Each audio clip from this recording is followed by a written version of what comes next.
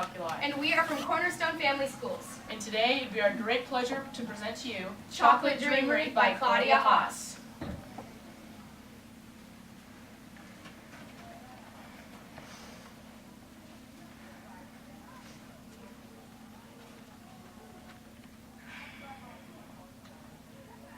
One walks in or one stays away from the door. Which are you doing? Oh, I don't know. I suppose I'm going in.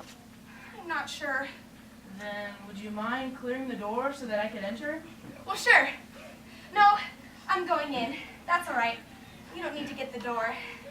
You have an interesting way of not following through. Is that how you lead your life? Well, you must know, I have a momentous decision ahead of me.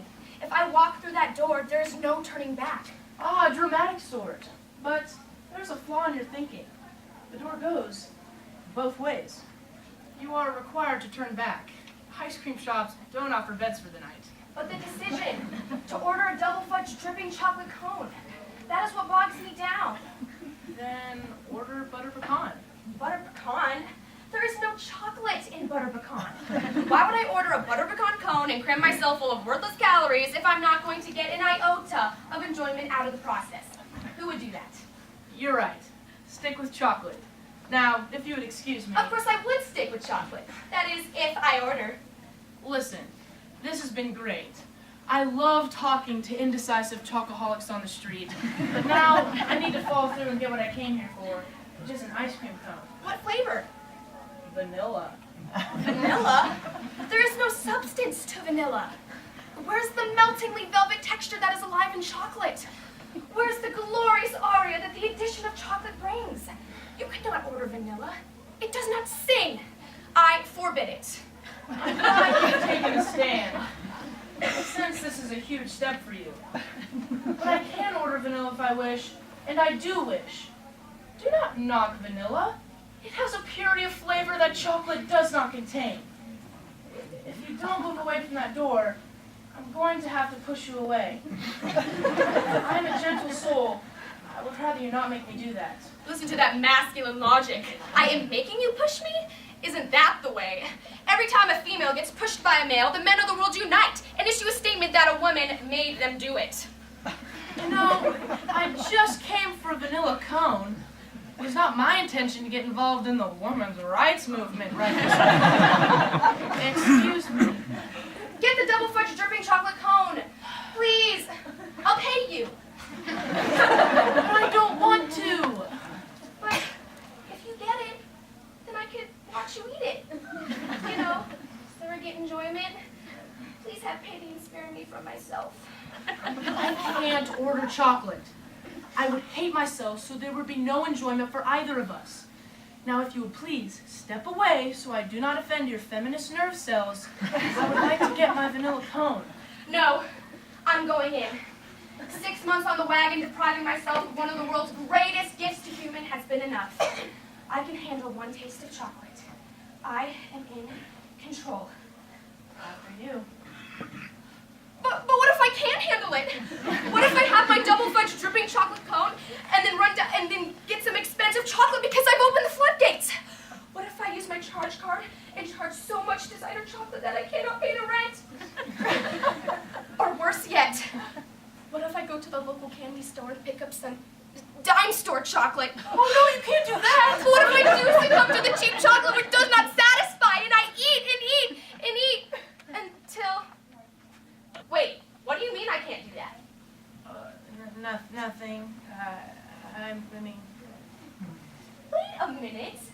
You know something about chocoholics, don't you? Ever live with one? Mother, sister, girlfriend? Well, actually, me. What do you mean, you? What I said. Me. I'm a certified chocoholic. You can't be. I mean, you eat vanilla of all things, and you're, you know, a guy. Excuse me. I didn't read the manual regarding how to be certified as a chocoholic. Nobody told me it was a gender thing. Then how do you explain your ordering a vanilla cone? That's sort of like going to the dark side, don't you think? Now it is chocolate that is the dark side. Vanilla brings light to the cone. Vanilla calms the insatiable need to want more. You have your bit of cream, but you stay in control. Empty calories. That's all vanilla is. If you want chocolate, vanilla will not calm the urge. Only chocolate will save you. But the troubling thing is, can one have a double fudge dripping chocolate cone and then leave it at that? You see, that's what a sane person does. They have their chocolate fix and then move on with their lives. I, on the other hand, suddenly feel an insatiable need for fudgy brownies, dark chocolate, hot chocolate, chocolate almonds, chocolate chip cookies, truffles! Yeah! Don't let me forget truffles. Mouth-watering bites full of an oozing dark center of rich polyphenols and covered with bittersweet or dark Or chocolate. milk chocolate! Yeah! Milk chocolate! Slightly sweeter than its dark, rich counterparts, but designed to please Or white everyone. chocolate! White chocolate? Yeah, doesn't it? No, indeed. White chocolate is merely a step above vanilla. It is for the timid, the faint of heart. Now, if you want to border on the proverbial chocolate fence, let's talk about health. What the hell? And chocolate? It does not compute. You need to learn, sir. You need to grow and develop and understand your needs for chocolate so you can make informed decisions. Chocolate, but only the dark kind, will help you live longer. White chocolate will simply fill you up with sugar and fat. But dark chocolate, why, dark chocolate adds years to your life. Sounds like you've been reading scams. Chocolate has been associated with weight gain, acne, tooth decay, and probably some sort of mental ineptitude.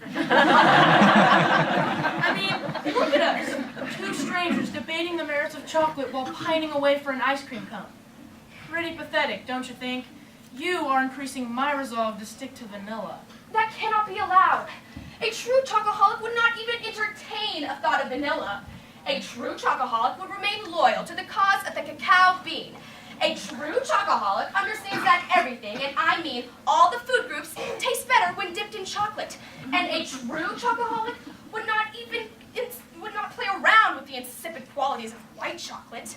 Why, that's like eating your spaghetti with ketchup instead of a sauce bolognese. Now, that's a truly gastronomical faux pas. Exactly. I look at you and see someone with potential.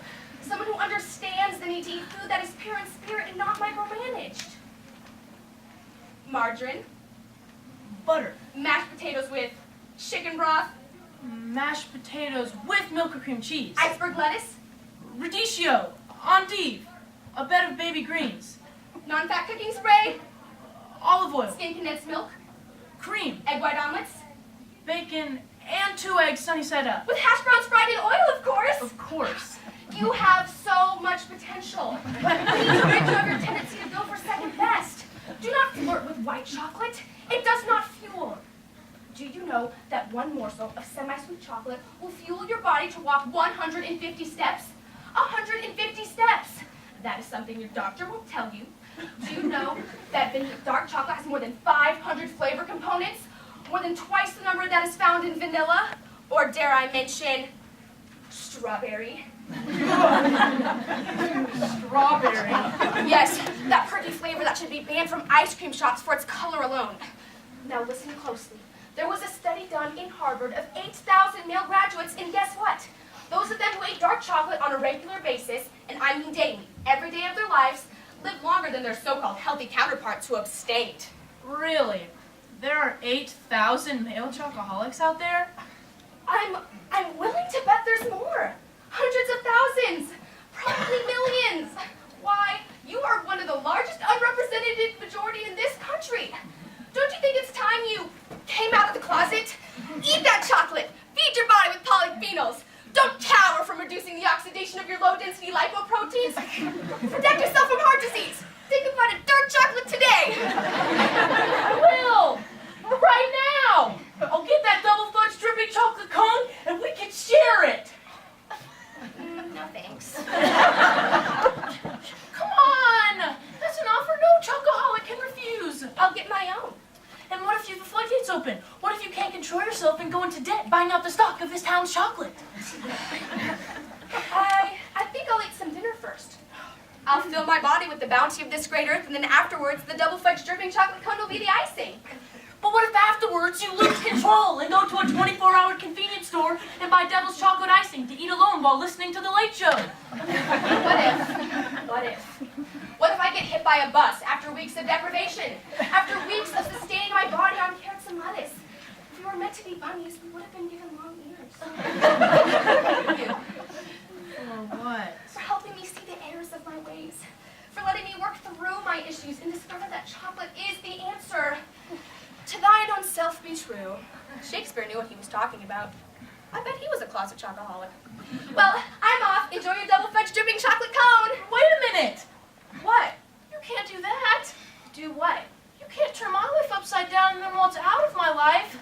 You need to pick up the pieces. How do I do that? I know an Italian place 2 blocks north of here. Marinara sauce made with tomatoes. Alfredo sauce with butter and cream. Salad.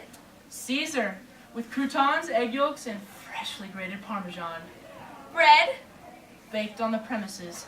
Hard-crusted, chewy insides and accompanied with... Butter! I'm sold.